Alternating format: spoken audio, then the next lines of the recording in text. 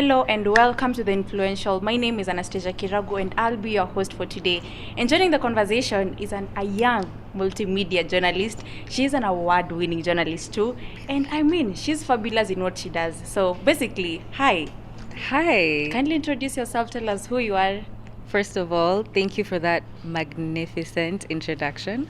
So, my name is Hope Nabalayo. As she's already pretty much said, I am a journalist, storyteller, and all round creative. Yes, I'm professionally trained as a journalist, but where I am in life at the moment is very much focused on generally telling stories in everything I do. So when Hope was growing up, did she want to be a storyteller? What did Hope want to be? Good question. Very good question. Because I do remember my early childhood years very vividly. And what's certain is that I've always been a yapper. I've always been the child that's speaking too much. I've always been the student in class who has something to say when the bell is about to ring. And I think through that, I've really developed my passion for just sharing and engaging and interacting. Yeah. Now, Hope, when it comes to, you've said that you're a yapper. But when it comes not to journalism, we have arts, and art is a broad aspect. You didn't go to acting, you chose journalism. Why journalism for you? Of course. Funny story about my course. I didn't want to do journalism exactly, or at least it was not my first choice. Yeah. You know how the Kenyan university selection system works, right? So my first choice was law. And then journalism was my second choice. And I was called for law, but then it was like, yeah, I'm not doing this, guys. I can't do this, So that's how I ended up pursuing journalism, because I really felt like that's where I was meant to be. And with law, it was me becoming someone I didn't want to become, or just doing it for the sake of validation and for the sake of prestige, really. But I really found my calling in journalism. By the way, it was a calling. For real. Talking about a calling, is there an incident that you remember that you said, I can be a journalist? Even before now, you went to journalism. Yeah. The time that you chose, I want to be a lawyer. Let me go to journalism. Is that specific incident that happened? Interestingly, I was talking with a cousin at some family function in Shags, and he was like, Hope, uko sure unataka kwenda law school? Uko sure? By the way, it was like a spiritual awakening, because knowing that somebody else really believes in you, even before seeing what you can become, it really made me question myself a lot on, why am I denying myself happiness in what I do?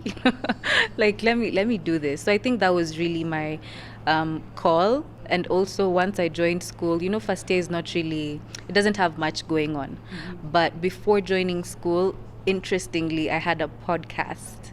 I won't mention the name so that people don't go searching because it's still out there.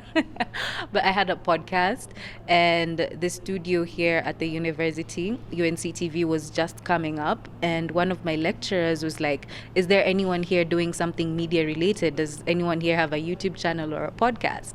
Do you know, out of all my classmates, only two of us, myself and my very good friend Karega, were the only ones who sent our links. And that's how I found myself in the studio. My first project was really huge. It was a collaboration with the university and UNESCO on a project called the O3 Plus campaign. And through that, I knew this is where I'm supposed to be. I was learning on the go, editing, voicing, writing scripts. None of that is taught in first year, but there I am doing something in a media house, I guess that was really a awakening call to me. Yeah. That's true. And I hope your journey in studio, the University of Nairobi studio that you have said, UNCTV, how was your experience there? Exceptional. Refreshing, really. I can never fail to acknowledge where I come from in whatever room I am. I'm like, oh, by the way, me, I used to work at UNCTV, you know, because that's the place I became. That's the place where I formed community. That's the place where I found my friends up to now.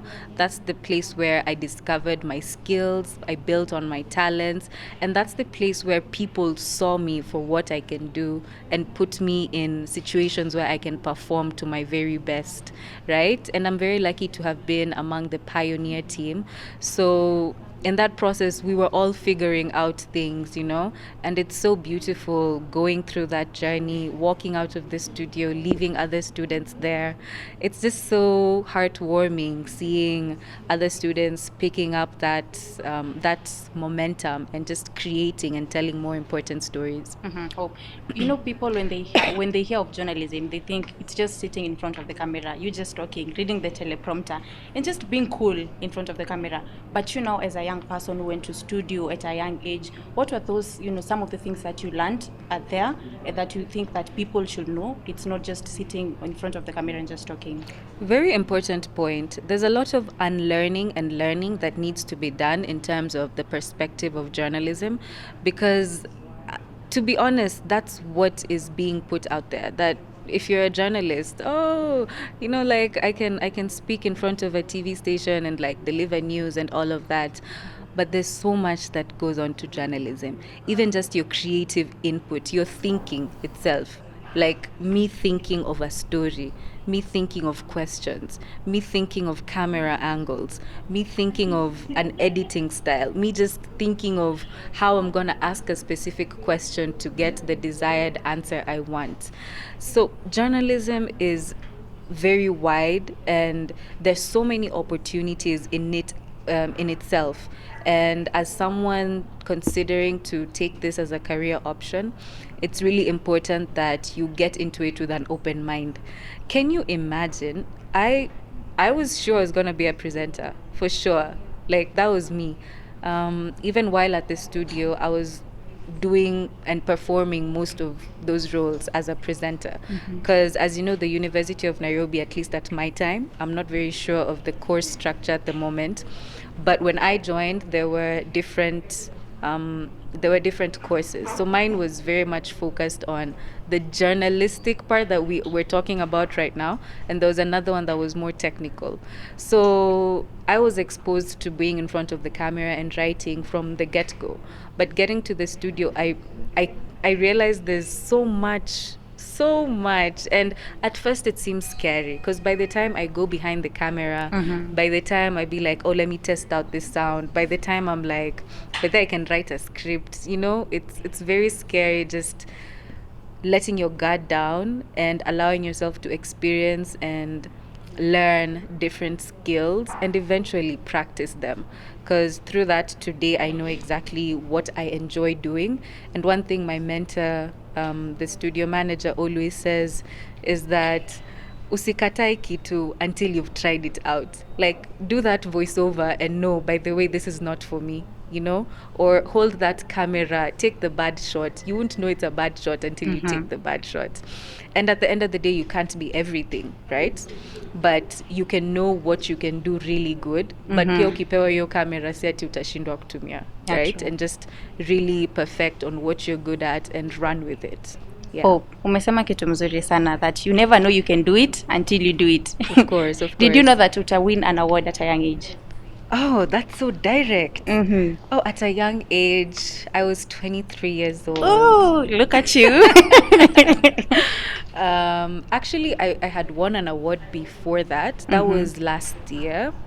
Last year, in retrospect, was such an awarding year for me, because my professionalism, my creativity was recognized beyond the classroom, beyond the studio, and on a much larger environment. And the first award I won was the Sahara Group Writing Competition. It was a creative writing competition, and I took a fictional approach to writing my story. The theme was on energy transitions in Africa, and it had more than 250 entries. Wow. And I received an email that you're among the runners-up, and that I should attend. I wasn't told I was first place. So Minkenda to Apo, I'm like, yeah, it's cool. Whatever happens, happens. At least I'm here. At least I'm here, you know, for my LinkedIn and everything. Mm-hmm. So the fifth person is called Si Mimi. I'm like, okay, I'm fourth. Fourth, third, Bado. Second, Bado. I'm like, no way. Like, I was first place. So that really made me appreciate my skill more, and just know that I can do even better, knowing that, like, Hope, like, you can do this, like, this is amazing, Hope. And then the second time was for my final year project, which, if anyone knows me, they know I did that project as if I'm getting paid. Yo, like, I gave my whole life to this project. It's titled Sisika. You can watch it on UNC TV. That's where I've distributed it. And it basically follows an elderly woman back in my village in Western Kenya who has suffered from postpartum depression all her life, but because of that lack of awareness and lack of sensitivity on the topic, many members of the community accused her of being crazy or mentally unstable. So for me, that was a very intimate documentary because it really set the pace for what I enjoy doing. Because, like, just involving myself with community, interacting with the people I was interviewing. I was living with them, you know, like, I traveled to Western. I was all alone. I felt like, you see those people on Nat Geo who are in the bushes doing things, like people who are with indigenous communities and stuff. Like, I really felt like I am one with the story. And I honestly gave it my all, even when it came to editing, when it came to writing the script, just doing the research in itself. I didn't do it with any award in mind. I did it for the grade, honestly, and also for just self-validation, knowing that I hope you can produce and direct a documentary to its end. So when I was informed that I have been nominated for an award that is the Wangari Maathai Young Journalist Award. I was elated. Like, I genuinely didn't know that something like this could possibly happen. And that was just a nomination. So again, it happens that tunafika hapo, third place, higher. Second place, okay. The First same place, tension. and yeah, actually you were there that day. I felt very supported, just taking us back to UNC. Like, the whole family was there, seeing my mentors, the lecturers who are usually at the studio, seeing the students I've worked with. Like, I felt so at home, like, just being celebrated by my own, with my own.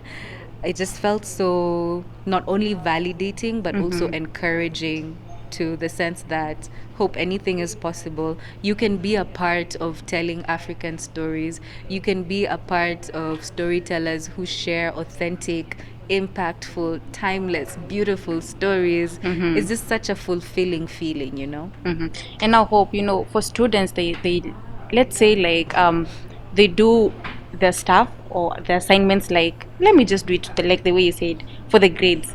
For some, it's an ignorance, sorry. Of course. Or for the fact that I must do it, I must graduate, blah, blah, blah. But how important is it for students to do a project for their own good and to validate themselves, as you've said, like, I can do it. I've stayed for 4 years, man. So this is just a validation. So how important is it for students to do a project, not for the grades, not for the lecturers, but for themselves?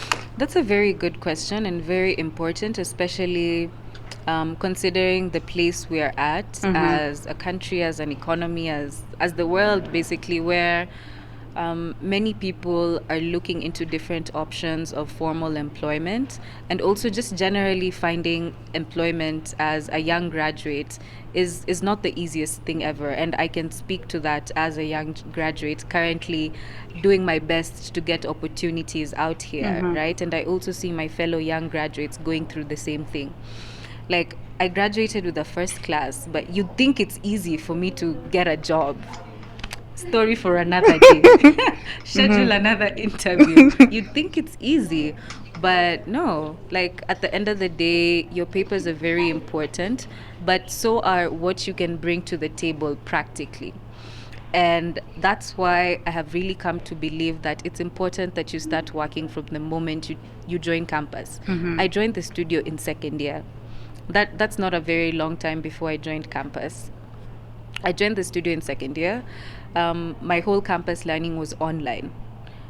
I try thinking of my campus life without the studio, and I don't know who that Hope would have been. I can't even imagine her, because mimi online classes first year yote kwani nilikuwa nafanya nini? Like, let's be honest guys. What was I doing surely online na niko first year? Unaweza attend nyumbani. What you mean? Soft life. But then now second year gave me an opportunity to come to school, to work. I'm literally just in my initial years of a campus student, I got to work. Actually, I was fortunate enough to benefit from the work study program. So it was official. Like, it's not like it's a choice for me. Like, I genuinely had to come to the studio by latest 8 a.m. and leave earliest 5 p.m. It wasn't a choice. like it was a job. It was a real job. So you see, this gave me purpose. It gave me an opportunity to practice my skills as a student. And honestly, even as a student, I used to get opportunities to work real time just because of what I've done. My CV as of now, it's been a few months after graduation, but my CV as of now is mostly thanks to what I have done as a student.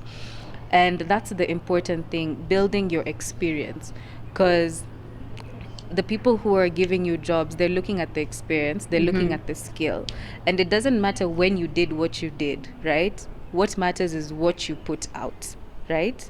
And that's what I've built on, really. So to answer your question, the importance of building your skill and just working and discovering yourself as a student, that's the whole point, to build on your experience, to build on your capacity. Right now, if I look for a job, or like, I mainly freelance, that's what I use. Like, by the way, I worked on this. I voiced 65 episodes for UNESCO. I wrote scripts for this and that. I did this documentary and it won an award. And by the way, it was my school documentary. So like, it really shows the type of person you are and the type of work ethic you put into things. And also, honestly, just building networks.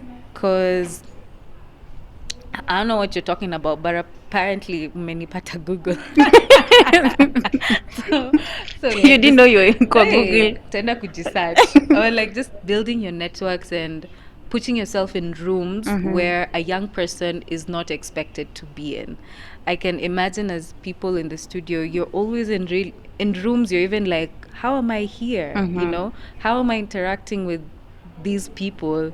Like, it's always so fulfilling being able to connect and network with people who you don't know. Baadaye watakutafuta, by the Anastasia, kuna hii job, I saw you doing this camera work. Can you do this for me? You know? And it's like, yeah, for sure. I have experience. So yeah, just building your capacity, building your experience, and building your networks. Hope, as we wind up, what is the future for Hope looking like? That's a very interesting question, because I'm a very living in the present type of person. You know, but even as I live in the present, I live with my tomorrow in mind. Like, of course, I don't know what's coming ahead, but I know whatever I'm doing right now can either break or make my future, right? So I'm very sensitive on what I'm trying to build for myself, and that is basically someone who is fulfilled in her work, someone who contributes positively to shaping perspective and just sharing stories that are authentic to myself, my community, and what I find important, and just highlighting very intimate, again, authentic topics and subjects, and just evoking that conversation. So I see myself contributing a lot to that in the future, and me being a part of other story makers and young change makers like myself. Hope, lastly, any parting shot to maybe a student who look up to you, will be like, I want to be like Hope one day. Let me win an award for my final year project, or for any project. What will be that be? Well, my parting shot is, first of all, don't desire to be like anybody else. my parting shot, which is something I wish someone told me a long time ago, is always live your most authentic self. Unapologetically, shamelessly. Who is Anastasia? Who is Hope? And who does Hope want to become? And I think by understanding that, even as you're building your future self, you're really able to put yourself in that really safe space for you to just become, for you to grow, because that's another aspect of becoming. Like, you need to grow, you need to understand yourself, you need to practice, you need to rest. There's so many stages of just becoming yourself. So exactly, don't try being like somebody else. Of course you could look up to them and pick up some practices from them, but how do you make your life your own? How do you make your vision your own, and do what's best for you, really? Yeah. Thank you so much, Hope. Asante sana kwa kukuja. Asanti for having me. I appreciate it. Thank you. And one thing I've gotten from this conversation is, what are you? What identity have you made to yourself that people will look and say, this is Hope and this is what she does? This has been The Influential, and have been your host, Anastasia Kiragu. Till next time, have a good one.